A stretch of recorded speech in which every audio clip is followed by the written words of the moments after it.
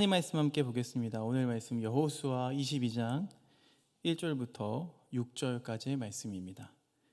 여호수아 22장 1절부터 6절까지의 말씀 제가 읽어 올리겠습니다. 그때 여호수아가 르우벤 사람과 갓 사람과 므낫세 반 지파를 불러서 그들에게 이르되 여호와의 종 모세가 너희에게 명령한 것을 너희가 다 지키며 또 내가 너희에게 명령한 모든 일에 너희가 내 말을 순종하여 오늘까지 날이 오래도록 너희가 너희 형제를 떠나지 아니하고 오직 너희의 하나님 여호와께서 명령하신 그 책임을 지키도다. 이제는 너희의 하나님 여호와께서 이미 말씀하신 대로 너희 형제에게 안식을 주셨으니 그런즉 이제 너희는 여호와의 종 모세가 요단 저쪽에서 너희에게 준 소유지로 가서 너희의 장막으로 돌아가되 오직 여호와의 종 모세가 너희에게 명령한 명령과 율법을 반드시 행하여 너희의 하나님 여호와를 사랑하고 그의 모든 길로 행하며 그의 계명을 지켜 그에게 친근히 하고 너희의 마음을 다하며 성품을 다하며 그를 섬길지니라 하고 여호수아가 그들에게 축복하여 보내매 그들이 자기 장막으로 갔더라. 아멘. 오늘은 명령하신 책임을 지키다라는 제목으로 하나님의 말씀을 같이 살펴보도록 하겠습니다. 잘 기억이 안 나시겠지만 제가 몇 차례에 걸쳐서 여호수아를 나누고 있었어요. 그러면서 이 이스라엘 백성들이 약속의 땅에 들어가서 어떻게 이 땅들을 지금 점령하고 있는가 하는 모습들을 함께 보았습니다. 보면은 이 지파들이 하나님의 약속, 하나님이 주신 축복을 대하는 자세들이 크게 두 가지로 드러납니다. 오늘 말씀을 보면은 우리가 지금 22장 말씀을 읽었는데요. 이 전장인 21장을 보면은요. 하나님께서 땅을 주시는데 약속을 주시는데 다 주셨다. 하나님은 우리에게 다 주시기를 원하세요. 그러니까 일부분만 주시기를 원하시는 분이 아니라는 거예요. 모든 것을 우리에게 풍성하게 주시기를 원하시는 분이 바로 우리 하나님이신 줄로 믿습니다. 그런데 이 하나님의 축복을, 하나님의 이 약속을 대하는 이 사람들의 마음이 두 가지로 나뉘어져요. 지난 설교 시간에 제일 마지막에 살펴보았던 내용인데요. 12지파 중에 7지파와 5지파로 이렇게 나누어집니다. 7지파의 경우에는요, 하나님의 약속을 굉장히 가볍게 여겨요. 그냥 믿다 보면 저절로 이루어지겠지 라고 하면서 하나님께서 주신 약속을 적극적으로 취하지도 않고 누리지도 않는 7지파 이야기가 나와요. 그래서 28장에 보면은요, 28장 서두에 보면 너희가 언제까지 지체하겠느냐 라고 하면서 여호수아가 역정을 내는 장면이 나옵니다. 하나님이 주신다고 했는데 이것을 취하지를 않는 거예요. 복을 주셨는데 이것을 누리지를 않는 거예요. 그러니까 언제까지 너희가 지체하겠느냐 라고 하면서 여호수아가 굉장히 화를 냅니다. 그에 비해서 이 7지파에 비해서 나머지 5지파는요 아주 바람직한 그런 모습을 보여주는데요. 지도 한번 보여주시겠어요? 제가 지도에 색칠을 한다고 색을 칠했는데 잘 안 보이실지도 모르겠어요. 지금 파란색으로 칠해져 있는 곳이 저게 5지파입니다. 그리고 이 5지파는요 굉장히 본이 되는 그런 지파들이에요. 이 5지파는 하나님께 칭찬받는 지파이고 노란색으로 칠해놓은 것이 그럼 뭘까요? 7지파입니다. 저렇게 7지파 그리고 5지파로 나눠지는데 저희가 지난 시간에 봤지만 저 5지파 가운데서는요 유다지파가 들어가 있죠. 유다지파. 우리가 지난 시간에 갈렙의 이야기를 우리가 들었어요. 그리고 갈렙의 딸인 악사 이야기를 제가 했었고요. 그 사위인 온니엘까지 우리가 함께 이야기를 나누어 봤었습니다. 바로 이런 사람들이 유다지파를 만들고 또 이 5지파 중에는요 오늘 우리가 함께 나눌 이 르우벤 지파와 갓 지파와 므낫세 지파들이 있어요. 자, 이 지파들이 어떤 행동을 했길래, 과연 어떤 행동을 했길래 하나님께서 기뻐하시고 또 바람직하다, 본이 된다라고 하셨을까요? 오늘 우리가 그 부분을 살펴보면서 하나님의 백성들은 과연 어떻게 살아가야 하는가라는 것을 함께 살펴보려고 합니다. 자, 이런 질문이 있을 수도 있겠네요. 목사님, 그냥 우리가 좀 편안하게 살면 안 됩니까? 그냥 교회만 나와도 구원받는 거라면, 우리가 믿음이 있으면 구원받는 거라면 그냥 뭐 교회만 나오면 되지. 뭐 굳이 우리가 더 교회를 열심히 나오고 뭐 성경 공부도 하고 하나님의 뜻을 알아야 되고 또 말씀대로 살아야 되고 뭐 그래야 될 이유가 굳이 있나요? 우리가 뭐 그냥 천국에 가는 게 목적이라면 그냥 살다가 마지막 죽기 직전에 예수님만 믿어도 구원받는 거라면 무엇 때문에 우리가 이렇게 세상을 불편하게 살아가고 또 힘들게 교회를 다닙니까?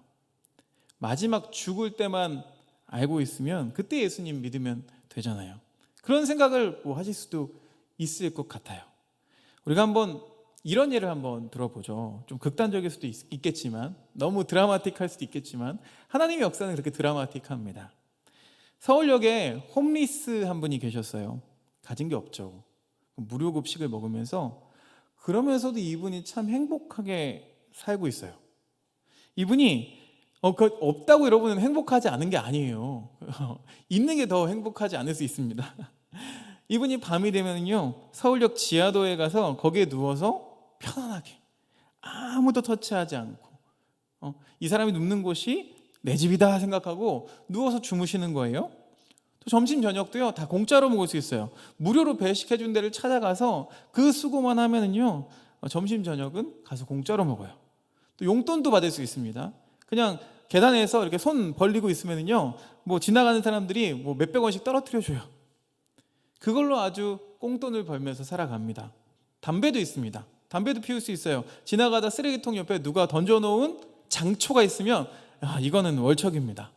그걸 딱 입에 물고 행복하게 누워서 이분이 있는 거예요.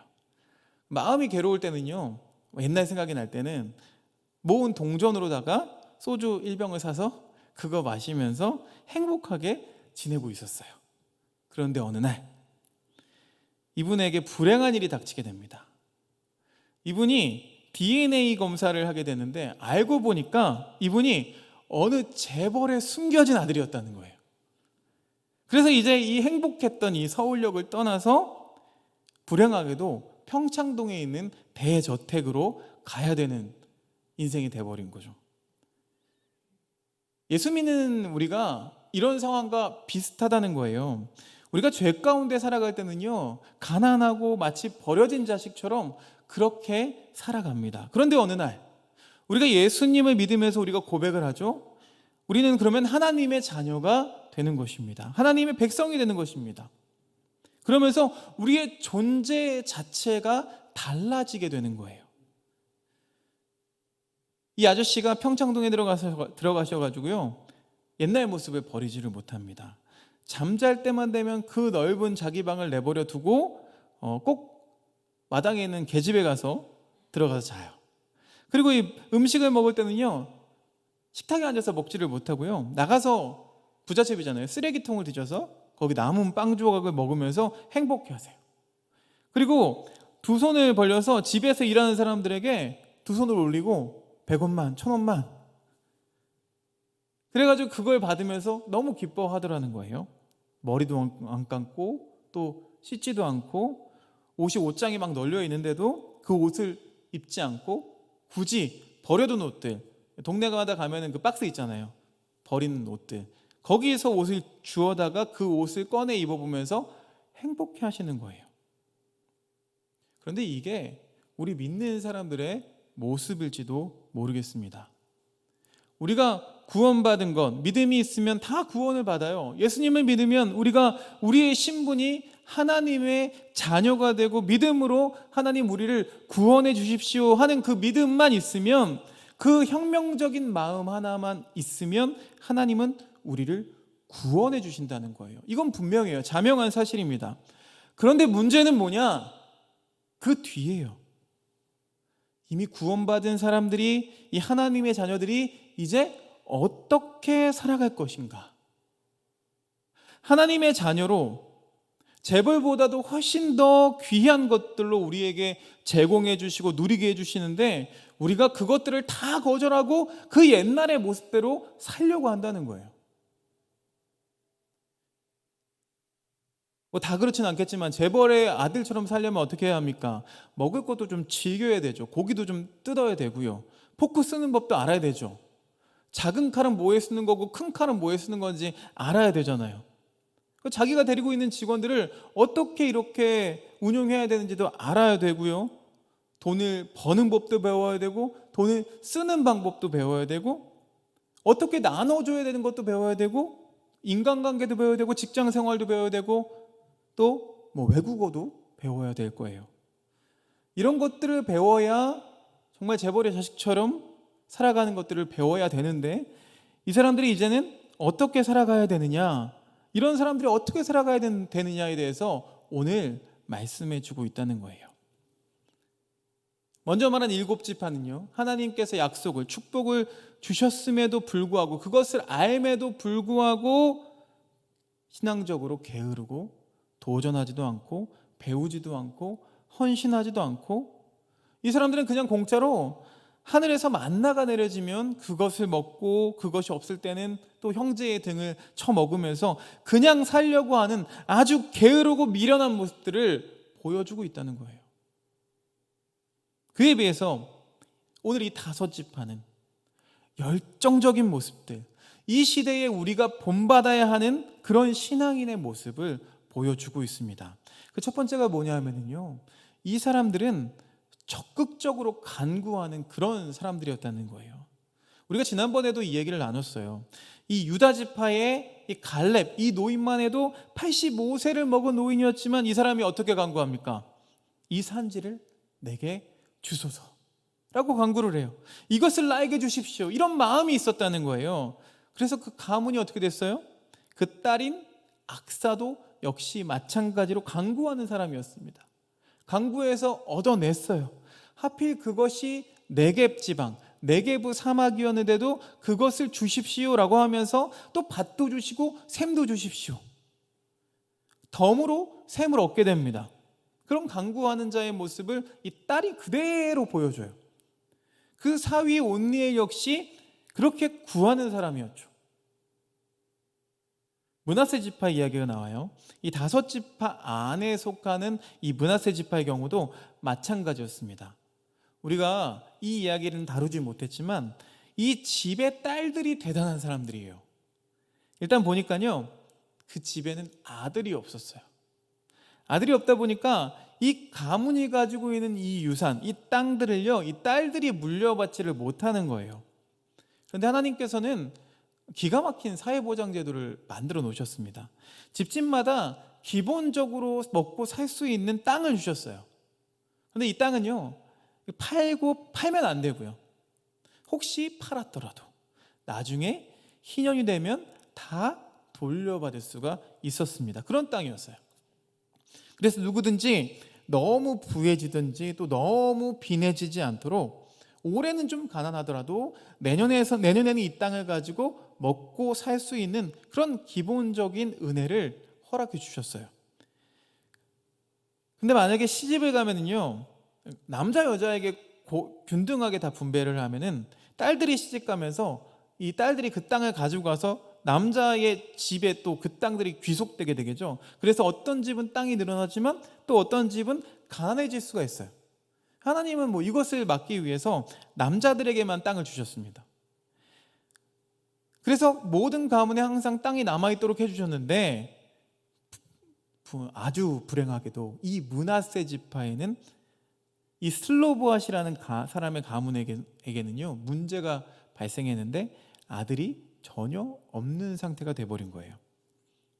이 딸들이 생각해 보니까요, 시집 가면은 정말 아무것도 얻게 되는 거예요. 그래서 여호수아에게 간구합니다. 이 땅의 분깃을 우리에게도 주십시오라고 얘기를 합니다. 근데 이게 굉장히 큰, 어찌 보면 혁명적인 간구입니다. 왜냐하면요, 그 당시 이 가부장적인 사회 속에서 남자들만 큰 소리를 내던 그 사회 속에서 이 딸들이 이 사회의 근간을 흔드는 그런 요구를 하고 있는 거죠. 그런데 이 요구를요, 여호수아도 그리고 모든 백성들이 들어줘요. 이 딸들이 참 당찬 게 뭐냐면요, 자기들이 땅을 물려받더라도 이것을 다른 가문에 주지 않겠다. 결혼을 하더라도 남자를 자기들이 데려온다는 거예요.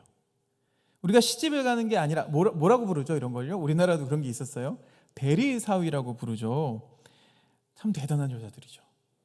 우리가 이 가문에서 우리가 대대로 이 땅을 유지하겠습니다 라고 하면서 시집을 가는 게 아니라 장가를 우리 집으로 오도록 대리사위를 드리겠다는 그러한 결단을 가지고 지금 간구를 했던 겁니다.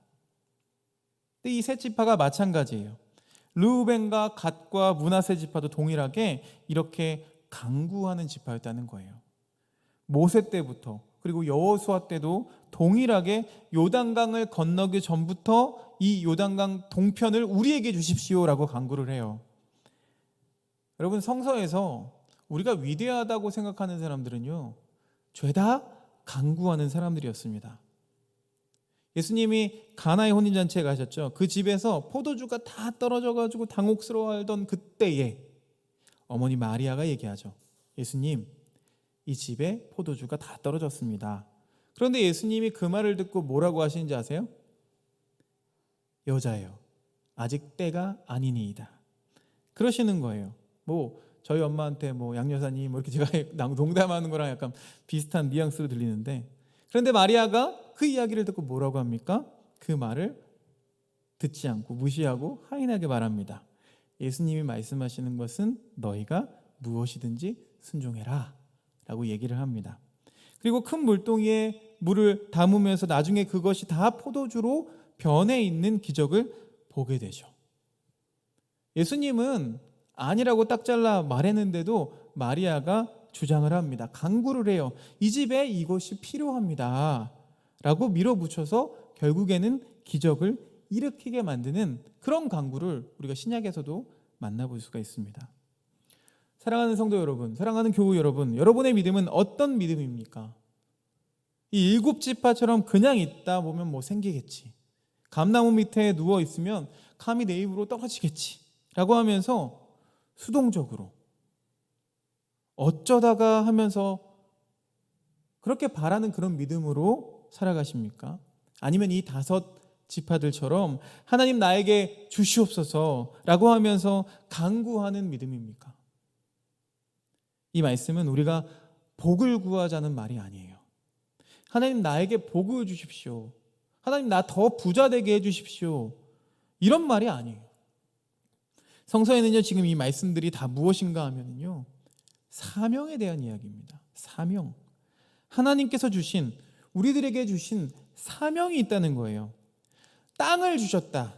이 땅을 주셨다는 건요, 그 땅으로 우리가 부자 되라는 게 아니에요. 이 땅을 다스려야 된다는 명령들이라는 거죠. 하나님께서 우리에게 이런 사명을 주셨습니다. 여러분에게 가정을 주셨고, 남편과 아내를 주셨고, 자녀를 주셨고, 여러분 사업장을 주셨고, 직장을 주셨고, 또 학교를 주셨어요. 이 모두가 우리의 땅인 줄로 믿습니다. 우리가 다스려야 될 곳이죠. 창세기에는요, 창조 명령, 너희들은 다스려라 하고 명령하세요. 여러분, 물질, 돈, 이것은 무엇입니까? 우리가 다스려야 될 대상인 거죠. 우리가 발발 떨면서 따라가야 될 것이 아니라는 거예요. 정치도 마찬가지입니다. 하나님의 법으로 다스려야만 되는 것이지, 이렇게 사람들이 자기들의 것만 주장해야 되는 것이 아니라는 거예요. 하나님이 에덴 동산을 주시면서 뭐라고 하셨습니까? 이것을 다스려라. 정확히 말하면요, 돌보아라 라는 표현입니다. 하나님께서 주신 이 모든 것들을, 이 사명들을, 이 땅들을 이제는 너희가 돌보아야만 된다는 거예요. 그렇기 때문에 우리는 그것을 구해야만 합니다. 하나님, 그 모든 것을 우리에게 주시옵소서라고 구해야 할 줄로 믿습니다. 그래서 이 5지파가 이런 구하는 특징이 있어서 그런지 모르겠지만, 지도를 다시 한 번만 보여주실까요? 이 지도를 다시 한번 보시면 육안으로 보시기에 파란색이 많습니까? 노란색이 많습니까? 파란색이 더 많아요. 당시의 직관은 알 수 없습니다. 노란색이 더 강남이라서 그런지 모르겠지만 5지파의 땅이 훨씬 더 많아요. 육안으로 보기에. 노란색은요 7지파인데 심지어는 저 가운데에 있는 곳에는요 지금 세 지파가 한 군데에 다 몰려 있습니다. 조그만 성읍을, 다른 곳들은 막 50곳, 60곳이 넘는 성읍인데요. 저 조그만 지역에는요 14개 아주 자그마한 성읍들만 분깃으로 받은 것을 우리가 알 수가 있어요. 사랑하는 여러분, 하나님께 구하는 사람들에게 하나님의 더 큰 것으로 허락해 주시는 줄로 믿습니다. 구하십시오. 간구하십시오. 하나님 나에게 주신 사명을 감당할 수 있게 해주십시오 라고 하면서 하나님께 간구하는 여러분이 되시기를 주님의 이름으로 축복합니다. 이 사람들이요 이 사명감으로 막 가득 차 있다 보니까 이 사람들이 어떤 사람들이었냐면 앞장서는 사람들이었어요. 이 세 지파는요 특별히 요단강 동편에 있는 르우벤과 갓과 므낫세 이 지파 사람들이요 약속을 합니다. 우리가 동편에 있는 요단 동편에 있는 이 땅을 이미 점령했기 때문에 이 사람들에게는 전쟁이 필요가 없었어요. 이미 땅을 다 점령했기 때문에 전쟁을 안 해도 됩니다. 그런데 문제는 뭐냐? 이 사람들이 만약에 거기에 머물러 버리면 나머지 지파들과는 이제 분리가 돼버린다는 거죠. 저 사람들은 그냥 저기서 새 땅을 다 얻었는데 우리는 왜 치열하게 전쟁을 해야 되냐? 라는 원망과 불평이 있을 수 있겠죠. 남은 7지파에게요. 이 요단강을 기점으로 어찌 보면 나라가 두 개로 쪼개질 수도 있는 그런 위기의 상황이었어요. 그런데 이 세 지파가 참 믿음의 지파입니다. 이 사람들이 뭐라고 약속하느냐? 우리가 모든 일에 앞장서겠습니다 라고 약속을 합니다. 그래서 요단강을 건너갈 때 요단강이 당시 우기였다고 말씀드렸어요. 홍수가 났어요. 홍수가 나서 물이 막 무섭게 흘러내리는 그때에 이 세 지파가 제일 먼저 요단강을 건너가요. 건너가는 일에 앞장을 섰어요. 또 한 가지 약속을 합니다. 그게 뭐냐 하면요 전쟁에 있어서도 우리가 제일 선봉에 서겠습니다. 이렇게 약속합니다. 그럼 이 사람들은 모든 일에 있어서 위험한 일, 굳은 일, 또 힘든 일에 제일 앞장서는 그런 민족들이 되었다는 거예요. 사랑하는 교우 여러분, 우리가 예수님을 믿는다면 이 세 지파처럼 하나님의 일에 앞장서는 사람들이 되시기를 주님의 이름으로 축복드립니다. 하나님의 일에 앞장서야 돼요. 선한 일, 좋은 일, 의로운 일, 이 모든 일에 우리가 앞장서면서 주님의 일을 내가 감당하겠습니다 라고 하면서 우리가 도전하는 그런 믿음을 가져야만 해요. 저는 그런 생각을 해봤습니다. 이게 교회마다 이렇게 예배를 드리고 하다 보면요 새로운 찬송들이 막 나와요. 처음 듣는 찬송. 그러면 어떨 때는 저도 젊은데도 불구하고 그런 때가 있습니다. 특히 막 젊은이들이 많이 모여있는 그런 교회 가면요 너무 모르는 찬양을 많이 하는 거예요. 그래서 멍하니 이렇게 구경합니다. 잘하네 이러면서. 좀 아는 찬양이 나오면은요 그 아는 찬양은 또 엄청 짧게 해요. 이상하게. 굉장히 서운함이 있습니다. 서운함 밀려옵니다. 그런데 도전하는 교회 또 앞장서는 교회는요 이런 상황에서 그것을 어떻게 받아들이냐면 그럼 모르는 찬양이 나오면 아이고 내가 아는 찬양 좀 하지 이게 아니에요. 그런 교회가 아니라 이 모르는 찬양이 나오면 요즘 세대들은 이런 찬양 가지고 은혜를 받는구나, 우리도 이 찬양을 배워야겠다 하면서 어른들이 함께 그 찬양을 배우는 교회입니다. 저는 우리에게 이러한 믿음이, 이런 도전하는 마음이 있기를 소망합니다. 앞장서야 돼요. 그래서 전도할 때도 좀 앞장서고 사랑을 베풀 때에도 앞장서고, 우리가 지지난주에 10주년이라고 떡을 돌렸죠. 저도 같이 돌리다가요, 처음엔 적극적으로 돌리다가 우리 목장 집사님들한테 양보를 했어요. 하셔야 될 것 같아서. 그런데 보기도 하고 듣기도 했는데요, 받으신 분들이 참 마음이 기쁘셨다고 하더라고요. 미용실에 제가 머리를 하러 갔었는데 교회 떡 잘 먹었다라는 인사를 제가 들었습니다. 참 우리 교우들의 모습이 그때 참 아름다웠어요. 평소에도 아름답긴 하지만요. 들으면서 들으시면서 이 설교를 들으시면서 아이고 나는 백신 완료를 못해서 함께 참여하지 못했는데 하시는 분들은 걱정하지 마십시오. 또 기회가 있을 겁니다. 그 다음에 이 세 지파의 또 다른 특징이 있었다면 희생과 헌신을 하는 지파였다는 거예요. 이 사람들이 약속하기를 전쟁에 앞장서겠습니다 라고 했다고 했어요. 그리고 전쟁을 하는데 끝까지 하겠다고 그랬어요. 근데 끝까지가 언제까지냐? 오늘 읽은 3절과 4절 말씀에 그 내용이 있습니다. 3절에 보니까요, 오늘까지 날이 오래도록 너희가 너희 형제를 떠나지 아니하고 오직 너희 하나님 여호와께서 명령하신 그 책임을 지키도다. 이제는 너희 하나님 여호와께서 이미 말씀하신 대로 너희 형제에게 안식을 주셨으니 그런즉 이제 너희는 여호와의 종 모세가 요단 저쪽에서 너희에게 준 소유지로 가서 너희의 장막으로 돌아가라. 이 세 지파가 이 요단강을 건너서 나머지 지파랑 함께 전쟁을 막 계속했던 거죠. 땅을 점령하기 위해서 하나님의 약속을 이루기 위해서 싸움을 했어요.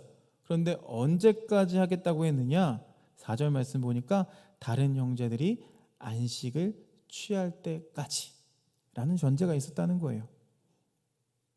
다른 모든 지파가 자기들의 땅을 다 얻고 그곳에서 안식, 전쟁이 끝나고 평화가 올 때까지 싸우겠다라고 했다는 거예요.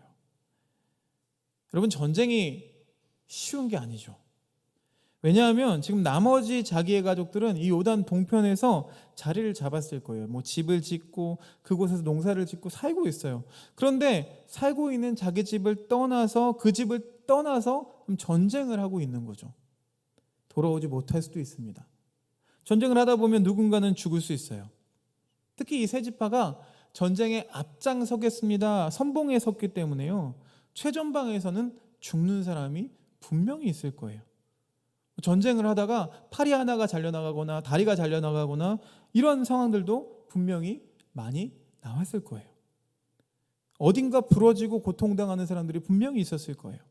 그럼에도 불구하고 자기들은 귀향하지도 못하고 끝까지 그 약속을 지키기 위해서 다른 모든 민족, 다른 모든 지파들이 안식을 취할 때까지 끝까지 전쟁을 했다는 것이죠. 저는 이 모습을 보면서 이게 정말 신앙이다 라는 생각을 했습니다. 이 세 지파가 끝까지 다른 지파들이 안식을 취할 때까지 전쟁을 해요.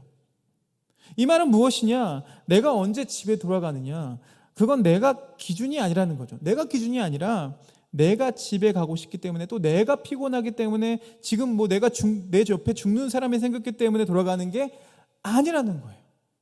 그 기준이 나에게 있지 않고 바로 다른 사람에게 있더라는 거예요. 여러분, 우리 기독교 신앙의 기준이 어디 있느냐?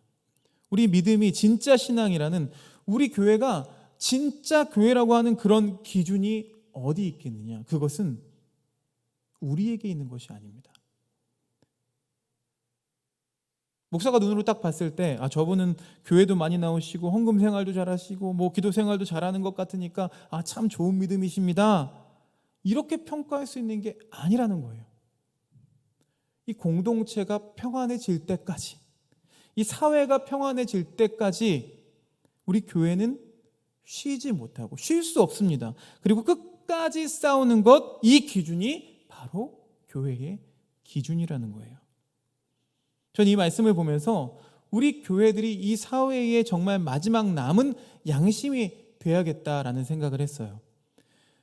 이 교회가 사회가 볼 때 마지막까지 남아있는 그런 신뢰할 수 있는 곳이 되어야겠다.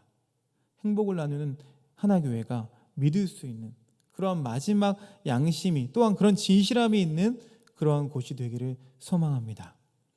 마지막까지 남아있는 그 세 지파가 그런 곳이었어요. 여러분, 제가 기독교 역사를 전공해서 공부했거든요. 그 한국교회 역사를 보면은요, 자랑스러운 일도 분명히 있지만 부끄러운 역사도 있습니다. 최근까지 입에 오르내리던 그 한국 기독교 총연합회, 한기총이라는 단체가 있습니다. 누가 만들자고 한 게 아닙니다. 근데 기독교 대표라고 그렇게 이야기를 합니다. 그런데 모든 교회의 대표는 절대 아닙니다. 그런데 이 전신이 일제시대에도 그런 비슷한 단체가 있었어요. 그 당시에 무슨 단체가 있었냐면 조선 예수교 장로회 총연맹이라고 하는 단체가 있었어요. 그래서 이 단체가 우리는 모든 장로의 대표다라고 말하면서 일제랑 소통을 합니다. 그리고 이 단체가 무슨 악한 일을 했냐 하면은요, 대표적으로 신사참배를 권했어요. 그래서 예배를 드리다가 예배 중간에 찬송가 대신 기미가요를 부르기도 하고요. 모든 장로들이 일본에 가서, 또 목사들이 몇 명씩 가서 일본 그 신사에 가서 거기서 세례를 받기도 했습니다. 그리고 거기에 절하죠. 이건 국민의례가 아니에요. 우상숭배죠. 그런데 이 단체가 이건 우상숭배가 아니다 라고 하면서 오히려 교회에 권하고 심지어 교회의 헌금과 헌물을 가져다가 일제에 바쳤어요. 이 사람들이 했던 악한 일 중에 하나가 뭐냐 하면요, 그 당시에는 교회에는 종이 있었죠. 종. 그래서 이 종을 울려서 성도들이 교회에 올 수 있도록 시간을 알려주고, 어떻게 보면은요, 당시에 이 종소리가 이 어두운 땅에 유일하게 들릴 수 있는 아름다운 소리였을 거예요. 뭐 스피커가 있던 것도 아니었고, 소망을 주는 그런 종소리였는데, 그런데 이 단체가 어떤 일을 했느냐, 이 종을 바칩시다. 그래가지고 이 종 1,500개를요 다 거두어서 일제에 바쳤어요. 엄청나게 거둔 거죠. 지금도 이 종을 사려면요 저렴하지가 않습니다. 이 종은 다 노수로 만들어요. 절대 싸지 않습니다. 근데 이 1,500개의 종을 가져다가 이것을 가지고 무엇을 만들었을까요? 총을 만들고 총알을 만드는 데 쓰였죠. 이것을 바쳐서 사람을 죽이는 총과 총알을 만드는 데로 사용했다는 거예요. 또 헌금을 모읍니다. 헌금을 모아서 그 다음에 무엇을 했냐면, 사진 한번 띄워주시겠어요? 전투기를 사서 바쳤습니다. 이 비행기 이름이 조선 장로호입니다. 그러니까 헌금을 가져다가 사람을, 그리고 영혼을 살리는 데 써야 되는데, 이 헌금을 가져다가 사람들 죽이라는 무기를 사는 데 썼다는 거예요. 교회는 나라를 사랑해야 합니다. 맞습니다. 나라를 사랑하고 민족을 사랑하고 우리가 나라를 위해서 헌금할 수 있어요. 그런데 하지 말아야 되는, 넘지 말아야 되는 선이 있습니다. 그게 뭐냐면 양심이죠. 그리고 사람을 죽이는 일에는 동참할 수 없는 거예요. 그런데 저 사람들은 자기들 것을 가져다가 바치면서 사람을 죽이는 무기를 만들고 총알을 만드는 데 사용했어요. 다른 곳은 어쩔 수 없어서 어쩔 수 없이 타협을 한다 하더라도 교회는 마지막까지 평화를 외칠 수 있는 곳이어야 되고, 교회는 우리의 원수가 오더라도 어떻게 해야 합니까? 그 원수를 받아줄 수 있는 곳이 교회여야만 합니다. 저는 지금도 마찬가지라고 생각합니다. 우리 교회들은 이 시대에 마지막 남아있는 그런 양심, 그런 의지할 곳이 되어야만 해요. 여러분 생각해 보세요. 지금 이 시대를 보면 얼마나 눈물 흘린 일들이 많이 있습니까? 아주 유명한 사람인데요, 권력을 가지고 있는 사람인데 그런 사람들이 자살을 해요. 그만큼 그 마음들이 괴롭다는 거죠. 겉은 멀쩡하고 아름다울지 모르겠지만 이 시대의 많은 영혼들이 고통 속에서 부르짖고 있고 힘들어하고 마음이 병든 사람이 이 시대에는 많이 있다는 거예요. 가정도 마찬가지죠. 가정마다 문제없는 가정들이 없어요. 힘들고 어렵고 자녀들이 그냥 방탕하고 힘들게 살아가는 그런 마음이 부서진 가정, 회복해야 하는 그런 가정들이 얼마나 많이 있는지 몰라요. 오늘 함께 본 이 세 지파가 뭐라고 해요? 다른 형제들의 다른 지파들이 안식을 취할 때까지 우리는 싸우겠습니다 라고 하면서 자기들의 편안함을 멈추고 있다는 거예요. 사랑하는 행복을 나누는 교우 여러분, 나누는 하나교회 교우 여러분, 우리 교회는요, 이 사회가 안식을 취할 때까지, 우리 공동체가 안식을 취할 때까지 함께 기도하고 함께 울어주는 그런 교회가 되기를 소망합니다. 아파해야 돼요. 하나님, 이 나라가 왜 이렇게 아픕니까? 하나님, 이 땅에 왜 이렇게 눈물 흘리는 영혼들이 이렇게 많습니까? 하나님, 이 사회가 왜 이렇게 불의합니까? 이걸 바라보면서 우리가 함께 기도할 수 있었으면 좋겠습니다. 하나님, 이 사회가 하나님 주님의 정의가 다스리게 해주시고 하나님을 두려워하는 곳이 되게 해주십시오. 이 세 지파처럼 지파들이 다 안식할 때까지 희생하고 헌신하고 하나님께 먼저 구하는, 하나님이 어떻게 알아서 해주시겠지라고 하는 게 아니라 하나님 이 땅을 주시옵소서, 하나님 우리 정치를 주시옵소서, 정의로운 것이 되게 도와주시옵소서, 하나님 나에게 물질을 주시옵소서. 내가 배부르기 위한 게 아닙니다. 하나님 나라를 위해서 선교와 구제와 교육에 힘쓸 수 있도록 나에게 물질을 주시옵소서. 여러분, 사업하시는 분들은 하나님께 구하셔야 돼요. 하나님 사업장을 축복해 주시옵소서. 직장 다니시는 분들은 직장을 축복해야 합니다. 가정을 축복해야 합니다. 우리 자녀들을 축복해야 합니다. 무력하게 살지 않길 바랍니다. 수동적으로 살지 않기를 바랍니다. 하나님 나에게 주신 이것을, 나에게 주신 이 사명을 잘 감당하도록 하나님 나에게 은혜를 주시옵소서. 능력 있게 구하는 우리 모든 교우들이 되기를 주님의 이름으로 축원드립니다. 함께 기도하기 원하는데요. 오늘 주신 말씀 붙잡고 함께 기도하기를 원합니다.